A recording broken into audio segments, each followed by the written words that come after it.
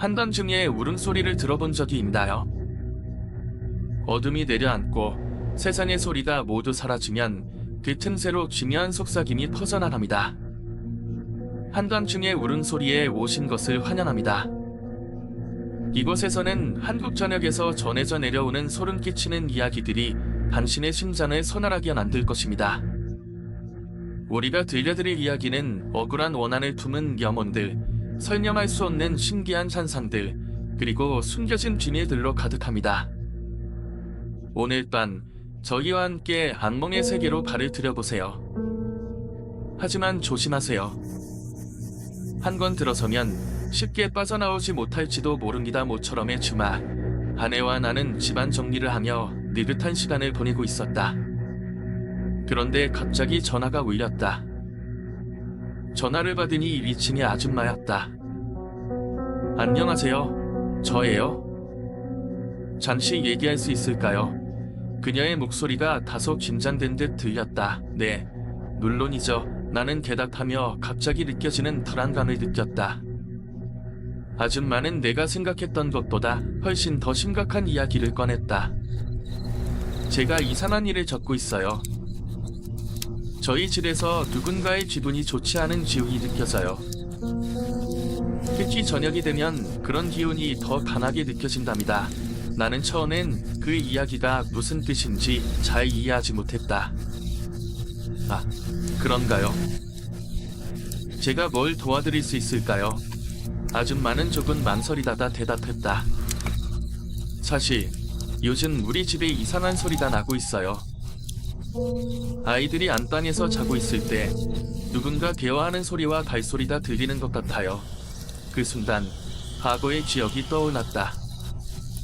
아내와 나는 그 집에 이사 오기 전 부동산 중개인에게서 이 집에 대한 안 좋은 소문을 들었던 기억이 있었다. 여기 전 세입자가 갑자기 이사를 갔대요. 이유는 잘 모르겠지만 뭔가 이상한 일이 있었다는 소문이 있죠. 라는 말이 떠오른 것이다. 나는 아줌마에게 조심스럽게 물었다. 혹시 그 소리 외에 다른 이상한 일이 있었나요? 아줌마는 한숨을 쉬며 말했다. 아이들이 가끔 제 방에 들어오려고 할 때 뭔가 불쾌한 기운을 느낀다고 하더라고요. 그래서 혼자 자고 싶어 하더군요. 이야기를 나누면서 점점 불안한 마음이 커졌다. 그리고 그날 저녁, 나는 아내에게 아줌마와 나눈 대화를 이야기했다. 아내는 무척 걱정스러운 표정을 지으며 말했다. 그럴 수도 있어. 이 집이 정말 괜찮은 집인지 더 확인해봐야 할 것 같다. 그날 밤 아내와 나는 소파에 앉아 TV를 보며 이야기를 나누고 있었다. 그런데 갑자기 이상한 소리가 들렸다. 마치 누군가 위층에서 개화하는 듯한 소리였다. 우리는 서로를 바라보며 놀란 눈빛을 주고받았다. 혹시 아줌마가 말한 소리인가? 아내가 떨리는 목소리로 말했다. 다 안다. 아줌마와 다시 이야기를 나누기로 했다. 우리가 아파트에 사는 동안 여러 번의 이상한 경험을 하게 될 것이라는 예감이 들었다. 아줌마와의 대화를 통해 점점 더 심각해지는 상황을 함께 해결해 나가기로 결심했다. 우리는 그 집에서 무슨 일이 벌어지고 있는지 반드시 알아내야 했다. 이상한 일들이 벌어지고 있다고 말했다. 정말 신경이 곤두서는 상황이야. 우리 이렇게 예민해진 건지 이해가 안 다. 아내는 고개를 끄덕이며 나도 모르게 긴장을 풀었다. 우리도 조심해야 할 것 같다. 저 아들이 혹시 무슨 일을 겪었는지 모르겠지만 그게 우리와 무슨 상관이 있을지 모르니까 그날 이후로도 우리는 그 노부부와 아들에 대해 더 신경을 쓰게 되었다. 위층에서의 이상한 소음은 계속되었고 우리는 그 소리에 귀를 기울이게 되었다. 저녁마다 위층에서 나오는 대화 소리와 이상한 울음소리가 들려왔고 가끔은 낮에 나가도 뭔가 불편한 기운을 느끼곤 했다. 며칠 후 아내와 나는 다시 그 집의 분위기를 살펴보기로 했다. 이은과의 관계가 이렇게 어색해지다니 우리에게도 무언가 문제가 생긴 게 아닌가 싶었다. 우리는 아침에 일어나 바로 위층으로 올라가기로 했다. 노도도에게 미안한 마음을 전하고 상황을 설명해보자 아내가 제안했다. 문을 두드리자 노부부가 곧바로 나왔다. 아내는 안녕하세요.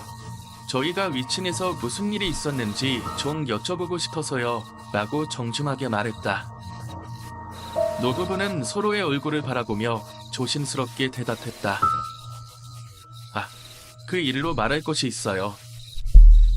사실 저희 아들이 정신적으로 힘들어하고 있어서 그래서 가끔 그런 반응이 나오는 것 같아요. 이야기를 듣고 보니 우리는 그동안 오해하고 있었던 것 같았다. 아들분은 정말로 힘든 시간을 보내고 있었던 것이다. 그래서 그를 이해해주고 서로의 상황을 공유하기로 했다. 아내는 저희도 소음 때문에 스트레스를 받았고 아들분의 상황도 이해하고 싶어요. 함께 도와줄 방법이 있을까요? 라고 물었다. 그 후 노부부와 우리는 조금씩 친해지기 시작했다. 서로의 소음을 이해하고 필요할 때는 서로를 도와주기로 약속했다. 우리의 관계는 점차 나아지기 시작했고 위층에서도 불편한 기운이 줄어들었다. 그렇게 우리는 이웃과의 새로운 관계를 쌓아나가기 시작했다.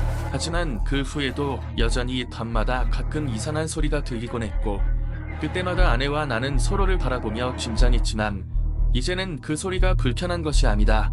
서로의 이해와 신뢰를 쌓아가는 과정의 일환으로 받아들이게 되었다를 받으니 정말 불안했다고 말씀드렸습니다. 노부부는 사정을 듣고 머리를 긁적이며 미안하다는 표정을 지었고 아들이 그러한 행동을 한 것에 대해 사과했습니다. 우리 아들이 요즘 많이 힘들어서 자주 혼자 있는 상태에서는 더욱 예민해져서 그럴 수 있습니다. 앞으로 조심하겠으니 이해해 주시면 좋겠습니다. 라고 말씀하셨습니다. 이 이야기를 듣고 나니 아들의 상황이 조금 더 이해가 갔습니다. 우리는 그가 힘든 시간을 보내고 있다는 것을 알았지만 그로 인해 우리의 일상이 이렇게까지 영향을 받을 줄은 몰랐습니다. 그러면서도 아내가 집에서 혼자 있을 때 불안함을 느끼는 것도 이해가 갔습니다. 앞으로는 서로 조금 더 조심하자고요. 노부부가 다짐했습니다. 우리는 서로의 상황을 이해하고 더욱 서로를 배려하자는 마음으로 대화를 마무리했습니다. 그 후로 몇 주 동안은 다행히도 이웃과의 갈등이 줄어들었습니다. 아들은 그렇게 자주 집 밖으로 나오는 일이 줄어들었고 노부부도 더욱 집에 깊게 행동하기 시작했습니다. 아내는 그 일이 있은 후로는 집에서 혼자 있는 시간을 조금 더 불안해했지만 노부부와의 대화를 통해 서로 이해하고 도와주는 관계가 되었다는 것이 큰 위안이 되었습니다. 그러던 어느 날 우리는 집에서 평화롭게 저녁을 먹고 있었습니다. TV를 보며 소소한 이야기를 나누고 있는데 갑자기 현관문에서 경쾌한 초인종 소리가 울렸습니다. 누구지? 아내가 물었습니다. 문을 열어보니 뜻밖에도 노부부가 서 있었습니다. 그들은 우리가 만난 이소로 감사의 표시로 작은 간식을 가져왔던 것입니다. 그 후로 몇 주 동안은 다행히도 이웃과의 갈등이 줄어들었습니다. 아들은 그렇게 자주 집 밖으로 나오는 일이 줄어들었고 노부부도 더욱 집에 깊게 행동하기 시작했습니다. 아내는 그 일이 있은 후로는 집에서 혼자 있는 시간을 조금 더 불안해했지만 노부부와의 대화를 통해 서로 이해하고 도와주는 관계가 되었다는 것이 큰 위안이 되었습니다. 그러던 어느 날 우리는 집에서 평화롭게 저녁을 먹고 있었습니다. TV를 보며 소소한 이야기를 나누고 있습니다. 갑자기 현관문에서 경쾌한 초인종 소리가 울렸습니다. 누구지? 아내가 물었습니다. 문을 열어보니 뜻밖에도 노부부가 서 있었습니다. 그들은 우리가 만난 이소로 감사의 표시로 작은 간식을 가져왔던 것입니다. 아드님이 조금 나아졌다고 하니 정말 다행이다. 이제는 자주 인사드리러 올게요. 라고 하며 미소 지었습니다. 우리는 그날 저녁을 함께 나누며 서로의 이야기를 더 나누기로 했습니다. 처음에는 불편하게 느껴졌던 이웃과의 관계다 이제는 서로를 이해하고 지지하는 소중한 관계로 발전하고 있음을 느꼈습니다. 그렇게 우리의 동네는 조금 더 따뜻해졌고 서로의 소중한 이웃으로 자리 잡게 되었습니다. 했습니다. 안녕하세요. 요즘 어떻게 지내세요? 라고 물어보더군요. 저는 잠시 당황했지만 예의상 대답했습니다. 네, 잘 지내고 있습니다. 혹시 당신은 그분은 잠시 망설인 후 저희 아들 때문에 걱정이 많았죠. 좀 나아졌으면 좋겠네요. 라고 말씀하셨습니다. 그 말에 저는 둥근증이 생겼습니다. 혹시 아드님이 어떤 문제를 가지고 계신 겁니다요? 그분은 짙은 한숨을 쉬며 이야기하기 시작했습니다. 사실 우리 아들은 몇 년 전부터 정신적으로 힘든 시기를 겪고 있습니다. 약도 먹고 있지만 가끔씩 조절이 잘 안 될 때가 있어요. 그래서 저희가 항상 신경을 써야 하는데 다른 이웃분들에게 불편을 끼쳤던 것 같아 미안합니다. 그의 이야기를 듣고 나니 저희가 그를 이해하는데 한 걸음 더 나아간 것 같았습니다. 그렇군요. 저희도 그 상황에 대해 조금 더 이해하게 되었습니다. 무슨 일이 있었는지 잘 모르지만 앞으로 서로 도와가며 지내면 좋겠어요. 라고 말했습니다. 그렇게 짧은 대화를 나눈 후 엘리베이터가 도착했습니다. 저는 그분과 함께 올라가며 이전에 불편한 감정들이 조금이나마 해소된 기분이었습니다. 집에 들어와 아내에게 이 이야기를 전하니 아내도 안도의 한숨을 내쉬며 그렇게 서로 이해하고 노력하면 좋겠네 라고 말했습니다. 그 후로 몇 주가 지나고 아들은 더 이상 저희 집에 찾아오지 않았습니다. 노도도도 점점 조용해지면서 이웃관계가 안정되어 갔습니다. 가끔씩 그분과 마주치면 인사를 나누고 서로의 안부를 묻곤 했습니다. 아내와 저는 그 일로 인해 이웃과의 관계가 더 가까워졌고 우리가 서로를 이해하는 것이 얼마나 중요한지를 다시 한번 깨달았습니다. 그 사건은 불편했던 시간들을 생각하게 만들었지만 결국에는 서로를 이해하고 배려하는 좋은 관계로 발전하게 되었음이 다행이라는 생각이 들었습니다. 궁금해졌습니다. 아니, 그게 정말 사실입니다요? 그렇게까지 특이한 이야기를 듣다니 라고 말하며 아저씨의 이야기를 듣기 시작했습니다. 아저씨는 계속해서 말씀하셨습니다. 네, 제가 여기서 여러 해 살아왔지만 그 집은 항상 주의한 일이 많았어요. 아드님이 혼자 있는 시간에는 언제나 뭔가에 시달리는 것처럼 보였고 자주 이상한 소리를 지르기도 했습니다. 예를 들어 자전이 넘은 시간의 거실에서 누군가와 대화하는 것처럼 행동하는 걸 봤어요. 물론 그 누구도 보이지 않았죠. 저는 그 이야기를 듣고 소름이 끼쳤습니다. 그럼 그 아들이 말하는 누군가는 뭘까요? 죽은 딸이라니. 정말 신기한 이야기네요. 아저씨는 고개를 끄덕이며 사람들이 그 이야기를 다 알고 있죠. 그 집에서 일어난 일들은 너무나도 중요하니까요. 하지만 2층 노부부는 이런 일들에 대해 걱정하지 않으려고 하는 것 같아요. 어쩔 수 없이 아들을 돌봐야 하니까요.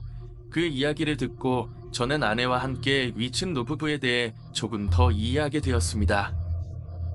아저씨는 마지막으로 혹시라도 그 아들이 다시 문을 두드린다면 우리가 서로 도와야 해요. 이웃이 서로 이해하는 것이 중요하니까요. 라고 말씀하셨습니다. 이야기가 끝난 후 저는 아저씨에게 고마움을 전하고 집으로 돌아갔습니다. 아내에게 아저씨가 들려준 이야기를 전하니 아내도 놀라움을 금치 못했습니다.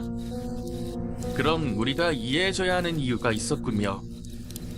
다음에 그분을 만나면 조금 더 다정하게 대해보자 고 말했습니다. 그 후로도 가끔씩 아파트에서 이웃들과 대화하며 미친 아들에 대한 이야기를 나눠왔습니다.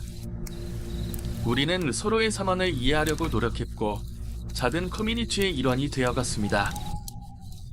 소음 때문에 힘든 상황이었지만 이웃과의 소통이 점점 더 소중해지는 것을 느끼며 우리는 또 다른 이웃을 이해하게 되었습니다. 이제 상황이 조금씩 정리되기 시작했습니다. 그러니까 그 아들이 죽은 아저씨에게 화를 내고 있었다는 거군요. 아저씨가 이사가기 전까지 위층에서의 소음과 갈등이 그 아들에게 영향을 미친 것일까요? 라고 아내에게 물어보았습니다. 아내는 고개를 끄덕이며 그렇다면 아들로서는 이곳이 여전히 그의 집이고 그의 아버지가 돌아가신 후에도 그곳에 대한 집착이 남아있을 수 있겠다는 생각이 되어 라고 덧붙였습니다. 저는 다시 아저씨와의 대화가 떠올랐습니다. 아저씨가 말했던 귀신과의 관계다 이제는 명확하게 보였습니다. 아니, 그런 아들은 아저씨가 돌아가신 이소로 계속해서 그의 존재를 느끼고 있었던 것입니다요.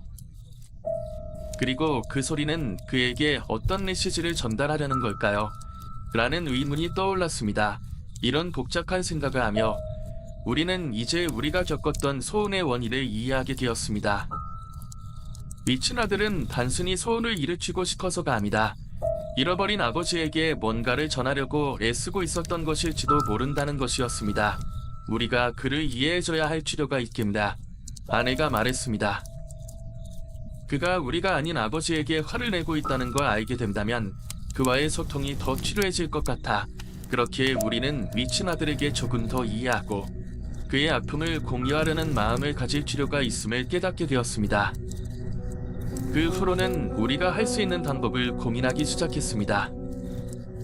미친 노부부와의 대화를 통해 그 아들에게 조금이나마 안정을 주고 그의 마음을 이해할 수 있는 방법을 찾아보려 했습니다. 이야기를 마치며 느끼는 복잡한 감정이 전해집니다. 처음에는 그 상황이 너무나도 불안하고 두렵게 느껴졌지만 시간이 지나면서 어떻게든 그들과의 관계를 이해하게 되었며 미친이 아들이 겪고 있는 아픔과 그로 인해 발생한 소원의 원인을 파악하게 된 것은 큰 진전을 이룬 것 같습니다. 그렇지만 그런 사건들이 다시 반복되지 않았다는 사실은 안도감이 드네요. 노도도가 이사한 이후에 모든 문제가 해결되었다니 이제는 그들의 삶이 조금 더 평온해졌기를 바랍니다. 그들과 아들의 복잡한 관계를 이해하게 되면서 불안한 마음을 조금이나마 덜 수 있었던 것 같네요. 사람들은 종종 과거의 상처나 기억이 남아있는 경우가 많고 그것이 현재의 행동에 영향을 미치기도 하죠. 죽은 뒤에도 그 기억이 남아있다면 그들의 삶은 어떻게 변할 수 있을지에 대한 질문이 자연스럽게 떠오릅니다. 마지막으로 그런 기이한 경험을 겪으면서도 자신의 입장에서 최대한 이해하려는 노력을 하신 것이 큰 의미가 있었습니다. 불행한 일이 반복되지 않기를 바라며 앞으로의 삶에서 더 많은 행복한 순간들이 있기를 기원합니다. 오늘 밤에 소름 끼치는 이야기는 여기까지입니다. 여러분은 어떤 느낌을 받으셨나요? 이 영혼들이 우리에게 어떤 비밀을 전해주었을까요? 아래 댓글로 여러분의 생각을 공유해주세요. 이 이야기가 마음에 드셨다면 좋아요를 눌러주시고 친구들과 공유하여 함께 긴장감 넘치는 순간을 경험해보세요. 한던춘의 울음소리를 아직 구독하지 않으셨다면 앞으로의 무서운 이야기들을 놓치지 않기 위해 구독 버튼을 눌러주세요. 시청해주셔서 감사합니다. 다음 어두운 밤에 다시 만나요.